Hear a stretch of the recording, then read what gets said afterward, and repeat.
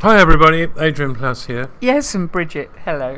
And here we are on 185, is it? It is. In Sounding the Shallows. More to the point, it's a few days away from Christmas, as everyone knows, whatever the number, so we will be able to and it's work nice it to there. be with you just before Christmas. Yeah, it really is. It really is. It's interesting, isn't it, Adrian? You know, we've mocked so often, or you have rather, Christmas letters and Christmas things. Well, the more wonderful, positive cries of triumph over success. Yes, I find those a bit tricky. Well, we have found them a bit difficult, but actually, having said that, I think because more and more people are sending news now, newsletters attached to emails, it's become great fun, and there's been some lovely news from people that we know, and that just balance some of the nightmares going on in the world. There is a sort of human tribe, isn't there, that seems to drift silently and pleasantly into the tribe of Jesus. That's how I always think about it. Can you say that again? No, I don't think so. I've only just thought of it, but I just love the way in which some people can smile at themselves and yet be really serious about serious things. Right. That's why I suppose that's well, what I mean. One of the letters that struck me was somebody mentioning a film and a book from her childhood, which was the story of Pollyanna, and I know in a minute that you're going to talk about the particular significance of the person who played Pollyanna, but apparently they had this game called the Glad Game, and the idea was to find something to book, be. You mean? Yeah. Pollyanna took that, and the idea of trying to find something to be glad about in every situation, however dark and difficult the circumstances. And I've been thinking about that a lot over the last couple of days, really. You know, there's a psalm, isn't there? Serve the Lord with gladness, and that's all very well. But actually, the world has got a bit sad and a bit overwhelmed with gloom, and not gladness at all. And the idea that you find something to be glad about, which Pollyanna did, and as I say, I know the significance of Pollyanna because it was played by Hayley Mills. And what was special about Hayley Mills? Well, I have no idea, but I was deeply in love with her. I know you were. And the reason I said that is I want you to, I didn't ask you this before, but I want you to talk about what happened when you thought you might meet Hayley Mills one day. This is nothing to do story, though. No, it isn't. Well, I learned that she actually lived a few miles from where we live. That's right. And one of my ridiculous fantasies, and these are... They're not pre-pubescent, but quite innocent fantasies. I don't know, not 13. Very, yes, about 13. Was that I would arrive. I know this is going to sound so stupid to everybody. I would arrive in the village where they lived. That is, the Millses. Yes. Doesn't matter where it was, but and I would. She would be riding her bicycle, and the tire on her bicycle would have gone down, and I would ride up like a cavalier on my bike, and I would help to inflate her tyre. Yeah, and in the process of speaking to her, she would think, this is an interesting person, and something truly wonderful would blossom. So, one day, bravely, but with a certain excitement, I cycled to this village. And I got to the outskirts of the village, and there was a sign saying the name of the village. And I stopped my bike, and I looked at the sign, and I realised it was nonsense, I was thinking. And it was a real shock. No. Because, I mean, it just shows what we often said. You shouldn't interfere with people's fantasies, either others or your own, because you need a dream sometimes. Suddenly you were 13 years old on a not great bike. Yes. Anyway, no Hayley Mills, it's a but sad no story. Pollyanna. And I mean, I remember the film so well, and the fact that actually she's just on the edge of being nauseating, really, because she is so... She was just on the edge, yes, although I didn't think so at the time. No, I know. But the thing is, I was thinking about it today, Adrian, because, you know, I was at the cafe that our church runs, and it was an incredibly windy day. stormy, windy. There was a tree down when I was on my way driving in there this morning, and people were really. What did you do about the tree being down? No, it wasn't over my bit of road. I meant it was. Right. But people were talking about cardboard being swept all over the place and various things, and and people were literally being swept in through the door. You know, they'd arrived looking quite startled that they'd. Literally swept in through the door. It felt like it. The door would open and they would come. No, you don't understand. They would almost be holding onto the door as they came in. It was that windy. Okay. But I thought, you know, this business of the glad thing, that welcome, that warmth, that feeling they've arrived somewhere that's okay, out of the storm.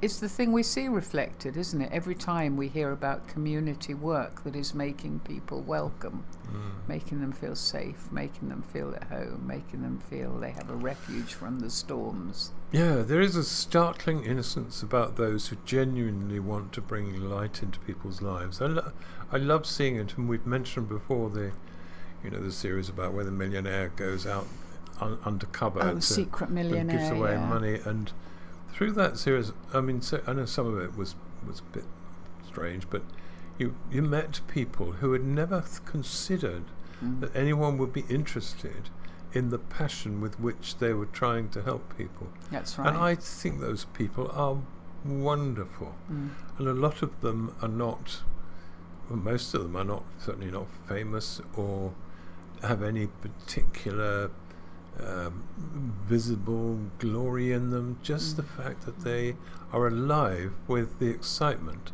of bringing joy into the lives of those who are lacking something. That's right. It's fantastic. Absolutely. And you know, last week we were talking about, can we find hope? And I suppose that's what I've been thinking about. That's where I find hope, is every time I hear one of these stories, or every time I'm involved in any way with something that is, it's just getting out there, or it just opening a door into people's lives where they can be windswept in, if you like. Yeah, you can also just simply make it always possible to say something nice to people, and I think that's really.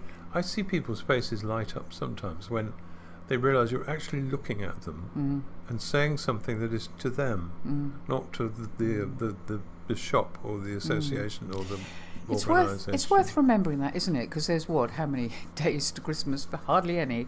But there will be times when you're standing in a queue thinking, oh, I wish the person in front of me would hurry up, or feeling fed up that everyththing's so overwhelming and busy and miserable at a time when we ought to be with the music blaring out how happy and everyone is, that just smiling at this poor person who's likely to be there for another 5 hours I know. and not feeling full of gladness about the next customer. I know. We ought to share with people the glad news that we made this decision about our marriage, oughtn't we? Well, I gather you have, as you wrote in our Christmas letters. We're only going to argue on days that end with Y. And we're going to try and stick to that. 2024 will be a very different year. Well, I thought we could share Actually, our grandson, what? With our grandson, everything begins and ends with Y. Why? Why? You answer the question, why? Why? After a bit you want to say, I don't care why. Anybody who knows or has in their family a sort of 2 to 3 year old will know that is that is the word, why? The in word. Why? I don't know why. Anyway, what I was going to say was, every time I find you on the computer and I say, what are you doing? You say, oh, well, I'm just writing a limerick. Which is a very unusual thing to be doing, really. And I thought we could share glad tidings by sharing some of your... I don't know if they're glad tidings. No. They're a bit strange. Yes, but you, just before we read some, you, as you said, they're incredibly They're very difficult to get them right, because for those who have forgotten or whatever, they're made up of 5 lines. Right. The first 2 lines and the final line must rhyme. Right. And have the same meter, right, the rhythm, and the 3rd and 4th lines must rhyme and have a different rhyme, and would normally be a shorter line. they must actually say something, have some content, and the rhyming has to be actual rhyming. Yes. Unless you're playing a specific game, like I did with the Elijah. Well, we'll ones, come which to we that had. in a minute. Well, we won't do that one now. But that was a particular way of using that name. Yeah. But, well, I mean, I had a go. So I found it incredibly difficult. But I thought, why don't we just share a few of these? Yeah. I mean, I like this one because this is the very beginning of creation. Genesis. Genesis. Yeah. Creation was well on its way when God cried, "I've got something to say. I've been using my powers for 24 hours. Perhaps I should call it a day." Yes. Now, you're not allowed to laugh at them yourself. No, I'm not. That's just Come on. Queens. Let's have a look. All right. Well, I like the one about Eutychus. Poor Eutychus was a person in the New Testament who was sitting in a window, in a 3-story building. Yes. And Paul was talking for a very long time, by the sound of it. And late into the night. And it was a very hot day or evening, and poor old Eutychus fell out of the window. And I won't say quite what happened after that, but this is the limerick. It's called Eutychus, Unique Memories. Paul droning on as the temperature rose, me slumping backwards, lost in a doze. But weirdest of all, I revived under Paul, stretched out from my head to my toes. So what happened was, he landed 3 stories down, died, was killed, and Paul rushed down, obviously feeling, as the speaker, I feel some responsibility here, and stretched his whole body over the top of Eutychus. So I don't know if Eutychus did wake up then, but I thought he might have woken up and thought, oh no, he's here still. He wants to finish his talk. No. But actually, of course, he was very kindly finding a way for God to heal him. Which was good.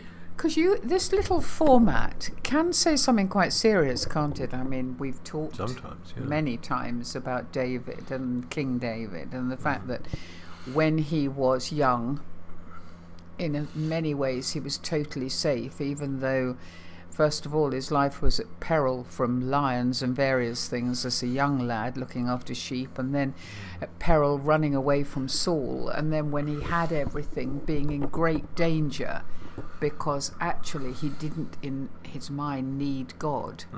And I thought you managed this extraordinarily well, I have to say. 5 lines. What's it called? Oh, sorry. Title?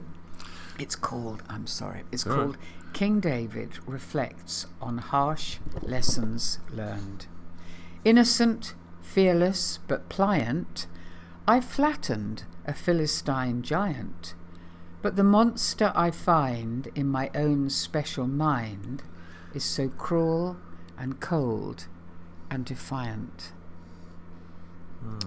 I don't know how you managed to do that in those few, but it is true that having so much. Selfish rather than. I said selfish. Oh well. Anyway. What did you think I said? I think you said special, but it's actually. No, I selfish. didn't. Can I just point out? Should we have a row? It doesn't matter. No, the day doesn't begin with Y today. End with Y. Right. No, it is very difficult to get it together because I spend ages fiddling with it, and you have to make sure you're not giving into a poor meter or rhyme or content. Anyway, yeah. Do you know, Adrian, when you very first started writing in the first diary, you introduced the idea of anagrams for famous people. Yeah. And I know our whole family, and I think many other people, spent a ridiculous amount of time, maybe wasting time, who knows, but creating anagrams, and it would be great if we could hear a few limericks. But I promise you... It's like, though, being the carrier of a very unpleasant disease, isn't it? Well, the anagram. But I wondered whether the limerick thing could go the same way. Yeah, so if anybody is listening, I would like to have a go. But work hard on them, because it's jolly hard. Come on, how about Moses, reluctantly employed? Yeah, Moses, and he jolly well was. And if you want to read the story of Moses, this is more or less what Moses said. Look, I'm old. I have low motivation. I stammer through public oration.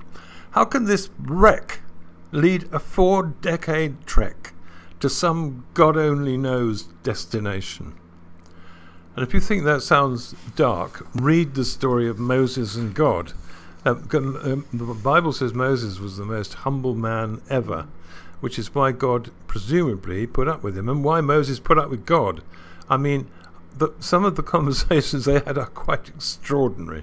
I do recommend you have a look at what happened with them. It is so easy, isn't it, to gloss over the conversations that people called by God to do quite extraordinary things, the conversations they had, because they moved from, Moses moved from total awe to really battling it out with God. Absolutely. And fighting for the people that he cared about, or for the people he was fed up with, really. But fighting for them, speaking to God, telling him to come and get on with something. There's a bit where he says to God, we need meat, and God says, I'll get the meat coming out of their noses. It's not something you associate normally with the warm and careful word of God, but there we are. But you touched on well, it wasn't a conversation, because John the Baptist was no longer able to talk to people. He was in prison, and you touched on a conversation, if you like, a message sent to John in one of these limericks that I absolutely love, because both of us have felt so much that what this would have meant to John, being in prison, particular message, having thought that he had been called to go before Jesus, that he was the lesser one, that Jesus was the greater one, but then to end up with his own life facing death and not able to... Losing it. And losing it. You know, we talk about people having faith, losing it badly. There was no connect. And this one I absolutely loved. Oh, right. This is John the Baptist, Dusk to dawn, the trailblazer wept on. His chief raison d'etre was gone. He pleaded all night for a voice filled with light to say, John, I was always the one. And that message that Jesus sent to John, I mean, it was so important, wasn't it? It was the message that the Pharisees asked for and didn't get. They said to Jesus, show us a miracle and we'll believe in you. And he said, I'm not showing you any miracles. That's not what I'm doing with you. But then in this very impassioned bit of Bible, where Jesus is, if you look into these words, they're so passionate.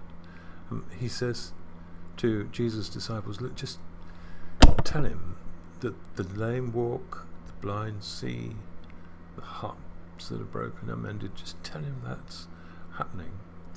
And someone said at some point, well, that was a bit boastful, wasn't it, when John's in such a bad state?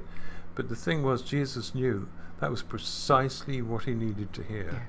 But it was all worthwhile. Stay strong. Stay strong. You're in the dark, and I know that, but just stay strong. And then he turns to the people around him, Jesus, and says, what did you expect to find when you went out into the wilderness to see John? Read that and just register, because the Bible language doesn't give you too much passion most of the time, but there's something in that moment. This is his cousin, of course, so it's quite complicated, that whole thing. It was the cousin who, when he first met John, neither of them were born. That's it was it's one of the most glorious bits of the whole story of Christmas, I think. The pre-story of Christmas, when Mary, who knows what she was feeling, but she leaves and goes to her cousin Elizabeth, discovers Elizabeth is also having a baby, which must have been the most extraordinarily joyful thing for Mary to discover, because Elizabeth was so much older. And they met, and what happens is that Jesus starts bouncing about inside her womb. It's just wonderful, meeting his cousin, if you like, this person who is going to become so important to him. And now here's Jesus in a completely different mode. It's like some cartoon version a serious story, isn't it? Is it? Yes, it has a leaping about feel in it. Well, I don't know. A sort of living, so. bouncing, I suppose doing so. unnecessary things sort of feel I about guess it. so, but I think if you are a woman and you've had a baby, you know those feelings that move from a flutter to a bounce inside your womb.